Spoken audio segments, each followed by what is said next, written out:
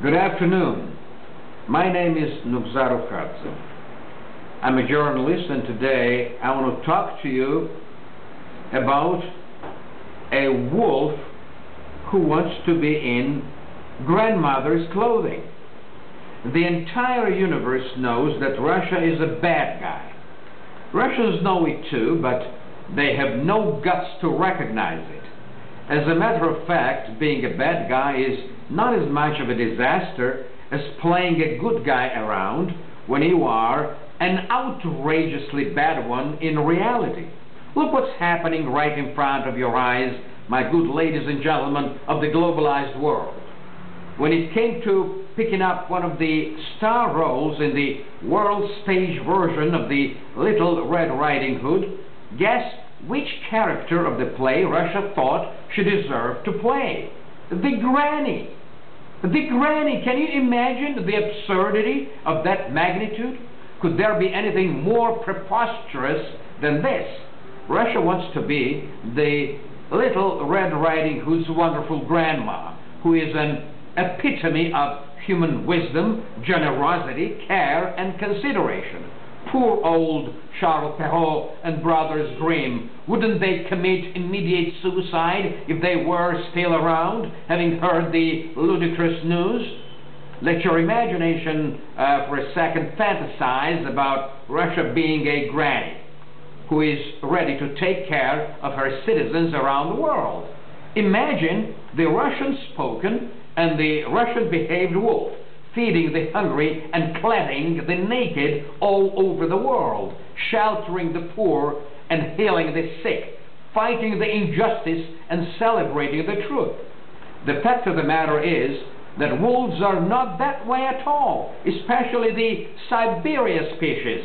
They are regular predators, hungry, angry, and dangerous.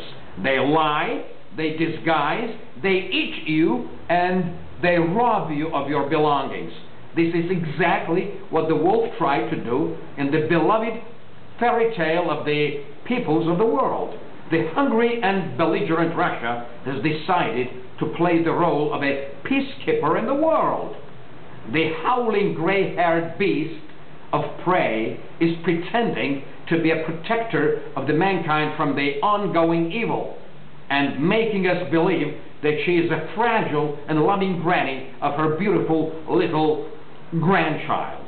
Actually, this is what has happened in the famous tale, and we all know very well how the wolf ended up. The woodcutters of the area found him in the granny's bed, having just enjoyed the supper made of the Little Red Riding Hood and her grandmother, suspecting that the wolf, in the image of a fair and nice peacekeeper, had gobbled up two peaceful citizens of the neighborhood. They cut the wolf open, having not even used any anesthetic on them. They opened his belly with a big hunter's knife and got the granny and the granddaughter out, all safe and sound. Nobody even bothered to sew up the wolf's belly, and she was not even buried in a decent and orderly ceremony like it happens when people and animals die. Why can't Russia learn a lesson, knowing by heart the story of the wolf that pretended to be a grandmother and finished his life with a huge knife in the abdomen? Why can't Russia get it straight that grandma's garments don't make him a grandmother? Changing the voice does not make him tenderer, and telling the lies does not mean that people believe those lies. Grannies might be different, youngish and senescent, rich and poor, caring and indifferent, openly loving and reserved, but wolves will always be wolves, and certainly the role of a wolf is more becoming to Russia. As the saying goes, habit is second nature. Then why bother with learning a new role, especially of a sweet darling like our grandmothers are? It will never fit into the wolf's nature. You dig it, Russia?